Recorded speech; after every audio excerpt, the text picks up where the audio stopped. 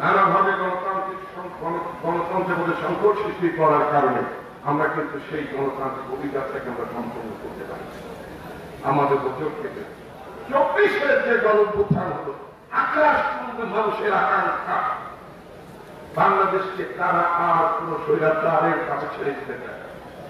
বাংলাদেশকে তারা একটা ডেমোক্রেটিক ট্রানজিশনের মধ্য দিয়ে রাষ্ট্রকে গণতান্ত্রিক রাষ্ট্র হিসেবে দেখতে চায়।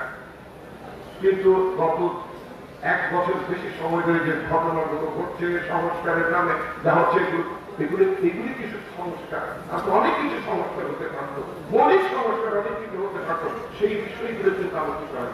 জনগণের ক্ষমতায়নের জন্য জনগণকে উপহার করার মতো কি সংস্কার হয়েছে গত 14 মাসে? কোন সংস্কার হয়নি। এই সংস্কারের মধ্যে কি কোন প্রস্তাব ছিল যে জনগণের ভোটে যারা পার্লামেন্টে নির্বাচিত হবে তারা যদি জনগণের বিপক্ষে অবস্থান গ্রহণ করেন তাদেরকে তাদেরকে ফেরত আনা যাবে, তাদেরকে টেনে নামানো যাবে? ওই রাজপথ আমাকে ব্যবস্থার কাছে ব্রিটেনে আছে, মার্কিন যুক্তরাষ্ট্র আছে, সেই সংস্কার তো হতে পারত। সেই সংস্কারগুলো হয় নির্বাচন ব্যবস্থায় সংস্কার হতে পারত, দলগুলোতে প্রাইমারি হতে পারত। কারণ বাংলাদেশের নির্বাচনে যখন মনোনয়ন প্রত্যাশী একটি দলে একাধিক প্রার্থী থাকে, সর্বাধিক থাকে, 3জনকে আমরা মনোনয়নের স্পিক দিয়েছিলাম। যদি একজনকে মনোনয়ন দেওয়া হয় আর বাকি 2জন ঘোষণা করে থাকে। আমরা আওয়ামী লীগের আমলে দেখি রাস্তাঘাটটা অবরোধ করে, আজকে রাস্তাঘাট অবরোধ।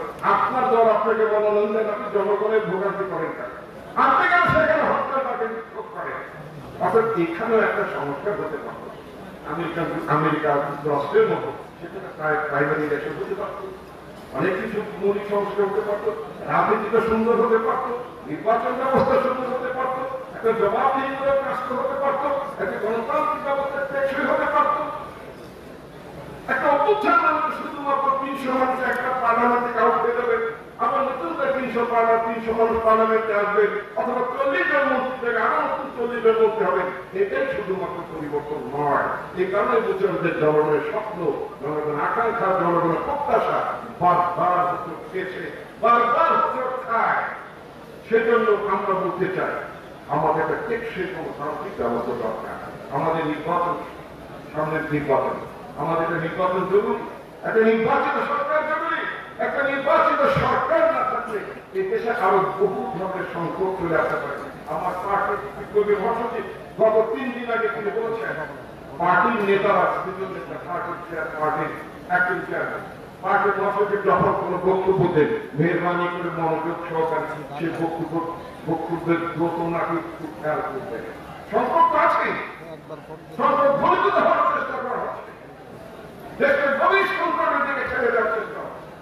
এই সকল ষড়যন্ত্রের মোকাবেলা করে ফেব্রুয়ারির মধ্যেই জাতীয় নির্বাচন অনুষ্ঠান হওয়া জরুরি। এবং এই সংকটকে মোকাবেলা করার জন্য আমরা দেশের পক্ষে, সরকারের পক্ষে থাকবো, যাবতীয় ষড়যন্ত্রকে আমরা রুখে দেবো। আমরা